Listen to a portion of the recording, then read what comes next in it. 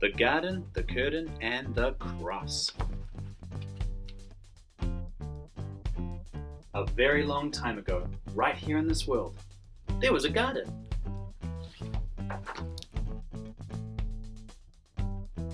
In the garden, everything was wonderful. The world was full of laughing and playing and smiling and fun. There was nothing bad ever. There was no one sad ever. And best of all, God was there.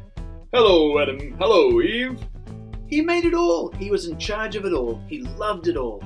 People could see God and speak to God and just enjoy being with God. Eve, God's here.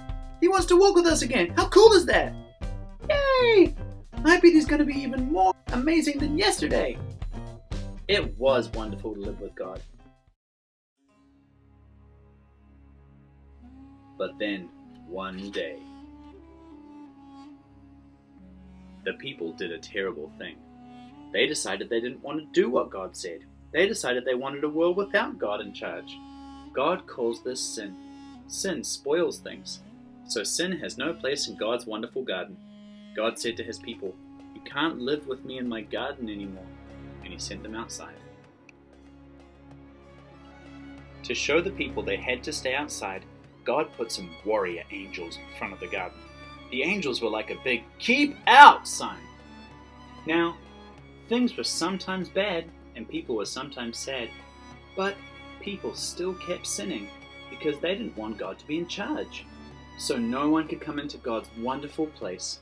God said, "Because of your sin, you can't come in." God wanted people to remember, it is wonderful to live with him, but because of your sin, you can't come in. So he told the people to build a special building called his temple, where he would live.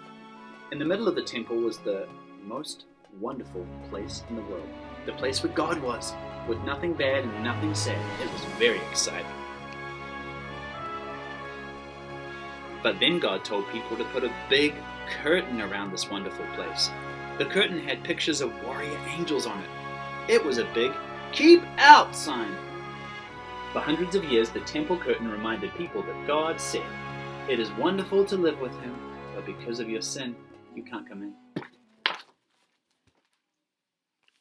Babies became grown-ups and had babies, and those babies became grown-ups and had babies, and those babies became grown-ups and had babies. Hundreds of summers and winters passed, and the "Keep Out" curtain stayed in the temple. Then, one day, God's Son came to live in this world as a person. He was called Jesus. Jesus always did what God said. Jesus never sinned. And Jesus visited the temple where the "Keep Out" curtain hung. Jesus knew that things were sometimes bad and sometimes sad.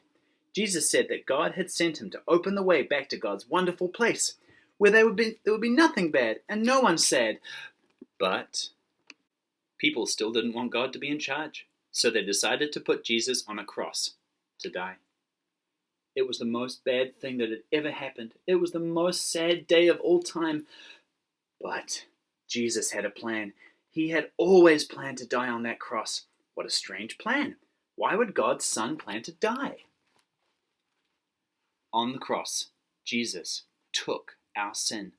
All the bad things we do and all the sad things they cause, Jesus took them all from us. And when he did, something amazing, astonishing, astounding happened. The curtain tore. God had ripped up the "Keep Out" sign. God's wonderful place is open again. Because Jesus died, we can go in. After Jesus died, his friends put him in a tomb. They were very sad. For 2 days, nothing happened. Then, the next morning, Jesus' friends went to see his body in the tomb. "He's not here!" And it wasn't there. A little later on, Jesus' friends were all together, and suddenly Jesus was there, alive. Suddenly his friends weren't sad, now they were so happy. God had brought Jesus back to life so that he could live in God's wonderful place forever. And Jesus has sent everyone an invitation to come and live with him there too. He tells us, God says it is wonderful to live with him. Because of your sin, you can't come in. but I died on the cross to take your sin. So all my friends can now come in. We can live with God forever. There will be nothing bad and no one sad. Come on in, friends! We will see God and speak to God and just enjoy being with God, just as He planned. It will be wonderful to live with Him, and it's all because of Jesus.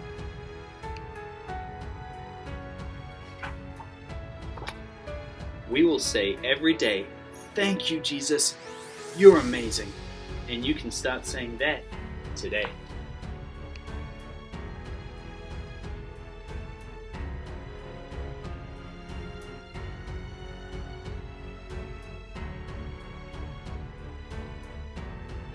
Tales that tell the truth. So, how do we know about the garden, the curtain, and the cross? Well, the story of this book is the story of the whole Bible, but a lot shorter.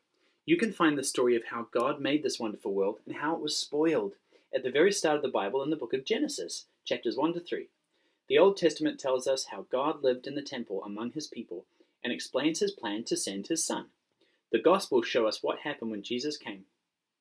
It tells us how He died and came back to life. And the end of the Bible, Revelation, gives us a peek in the future.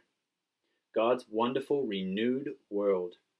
Jesus promises that anyone who believes in Him will enjoy life there forever. I will come back, then I will take you to be with me, so that you may be where I am. I am the way.